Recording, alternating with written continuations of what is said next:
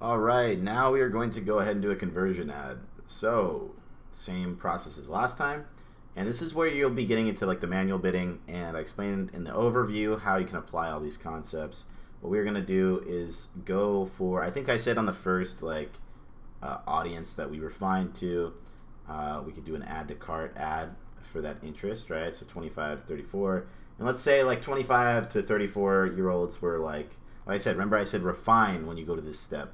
Now, if you're doing the retargeting, you're going to want to go to audiences. So I mentioned this in all the overview. That's what I'm referencing.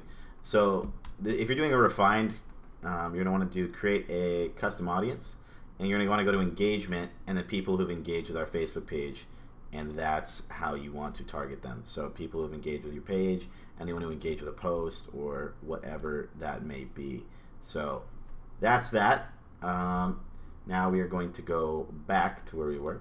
So let's say 25 to 34-year-old men were the ones that were responding the best. They were the ones who were purchasing the most. They were the ones who were adding the cart and clicking the most, right? We're going to go ahead and create this ad to them. So we'll go back to Hugo Boss.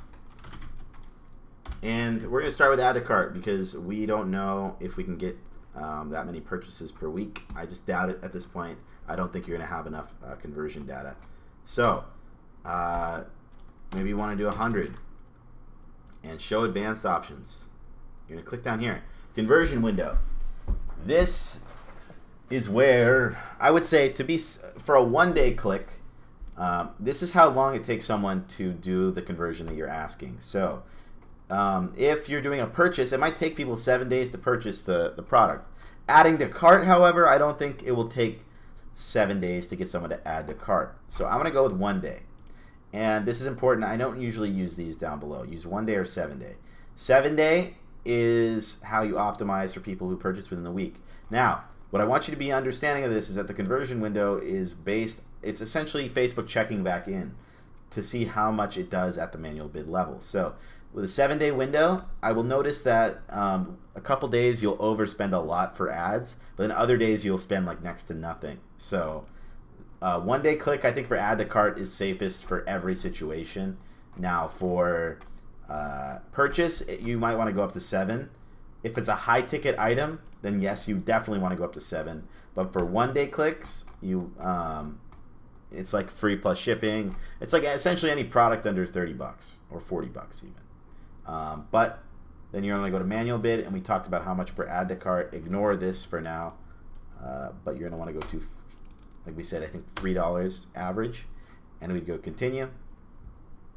And that's really all you're missing. I think the only difference is that you can do carousel ads, so maybe add a few different types of pictures of the watches that you're selling, or maybe add like a different style, just so people can be very, they can check out a bunch of pictures of what they're buying. And this is where you kind of want to establish that on this ad, I usually like to say 30-day returns. This is where you kind of sell them. The goal is to sell them. So you say like 30-day returns, free shipping and deal, or what's it called? Maybe like spend, we'll get to this later, spend 100, save like 10%, right? Now, you're going to want to follow all the rules from the past video in regards to creating ads, but just include on one line, like what I like to do is just include that, like the benefits of whatever they're purchasing. So just to get them over that buying hump. And if you can do that, then you'll be very successful. Now, the other thing I want to include is that if you're including a variant, right? Let's say someone's purchasing like a watch that's like the black color, then you want to go here to the watch page and you want to select like let's say white, for example. And usually what will occur is that, well, I'm not on the full website, is that this link will change up top here, and this link will actually be a variant link, and you want to link the variant link to the ad itself, so that way people can click directly on the product they're buying and directly add it to cart without having to change anything.